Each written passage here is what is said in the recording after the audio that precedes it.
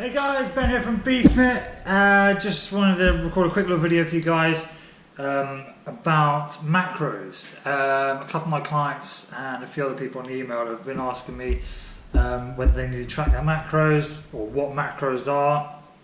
Someone asked me the other day, what is a macro? Basically, your macros are, all your foods are broken down into. There's 3 macronutrients: protein, carbs and fat. Okay, so do you need to track your macros? It depends what you're looking to do, really. It's always a good thing to track your macros, but it's not 100% necessary. If you're looking to lose weight, the key thing you've got to do, the key thing you have to do to lose weight is to create your calorie deficit. Okay, so the thing I would suggest to track if you're trying to lose weight is your calories more than anything else. If you want to track your macros as well, absolutely can. That's only going to help you, it's only going to benefit you, but it is a bit of a faff. It just depends how, really how serious you are about losing weight, how important it is to you to lose weight, whether you're just trying to get into a bit of shape, or you absolutely have to get 2 stone off you by a certain time, something like that. But basically, to lose weight, calories is the #1 thing you got to track. Okay, your macros. Let's break it down. So you got your 3 macros. You got your carbs. You got your proteins. You got your fats. For every gram of carb, every gram of carb holds 4 calories. Every gram of protein holds 4 calories, and every gram of fat holds 9 calories. Now, this is partly why. A lot of people think fat will make you fat, or fat's bad for you, because fat holds more than twice the amount of calories as carbs and protein. People tend to cut that out as much as possible. Which, yes, okay, if you want to cut fat down, don't cut it out completely, because your body needs fat. Okay, I always say to people, your body must have fat. The right kinds of fat, mind you. Okay, you've got your avocados, your nut butters, eggs, those sorts of things. They're all going to supply your body with good sources of fats that your body wants and needs. But if you limit your fat intake, it's going to help you with your overall calories more so than maybe your carbs or your protein. Now, just going on to carbs for a minute. There's this whole craze that it's not really dying out, but it's not quite as popular, if you like, as it once was, about people cutting their carb intake completely. Almost going like the Atkins diet was, 10, 12 years ago. That was very popular then, where you basically cut your carbs out completely and just live off protein and fat. What that forces your body to do is, because carbs are your body's #1 source of fuel, or your body's preferred source of fuel, if you're cutting your carb intake completely, it forces your body to burn fat. Okay, so your fat reserves and the fat you're taking in your food, which is fine. The problem is that as soon as you introduce any sort of carbs back into your diet, your body's going to go, great, we've got carbs coming in now, it's going to leave your fat alone, and it's going to start burning those carbs. And the problem with that is that people then tend to balloon up and really gain all the weight they've lost pretty damn quickly. So yes, like I say, it's not to say to cut your carbs out completely, but if you cut your carbs down at the same rate you cut your fat, you're not going to lose quite as much weight. But again, it's if you're trying to lose weight, it's mainly about the calories. Okay, protein is probably the macronutrient that most people are most deficient in, particularly people that don't go to the gym, don't exercise quite as much, or just getting into exercise. That's probably because protein is mainly contained in meat.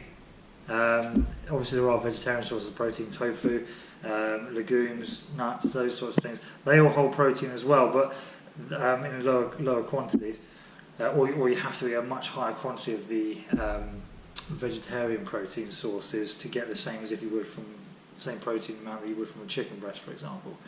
So yeah, people tend to be not deficient, but there tends to be the macronutrient there most deficient in, because protein tends to come from meat, and people tend not to eat a lot of meat. A meal, a plate of, a dinner plate, tends to be predominantly carbs really. There'll be some fat there, and then you'll have a source of protein, which will be, chicken, your steak, your fish, something like that. That's the phone going off. Other sources of protein are protein shakes. You've got your whey protein shake supplements, which I'll do another video on supplements, and if you need them or not, in another video. But long story short, you don't need supplements. They're just a good way of getting. You don't need protein supplements, I should say, necessarily. They're just a good way of getting good quality protein into your diet fairly conveniently. They're no better for you than a protein shake, I should say, is no better for you necessarily than a chicken breast, but it's just more convenient for you. Okay, you haven't got to carry a chicken breast into the gym, and you can just have it in a protein shake.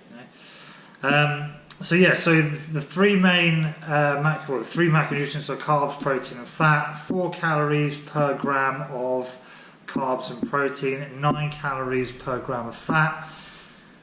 And again, if you track your macronutrients, it's only going to serve you well, but it's not 100% necessary if you're trying to lose weight. The thing you want to do, or you want to track the most when you're trying to lose weight, or burn fat, is calories. Okay, you must create that calorie deficit if you're trying to lose weight. There's no two ways about it.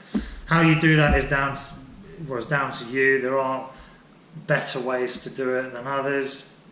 You should never cut out one. No, you should never cut out a macronutrient completely, because they all serve a purpose. We have carbs, proteins, and fat in our diet because they all do something for our body. If you're cutting one of them out completely, you're denying your body something it needs, something it has to have to operate and function optimally.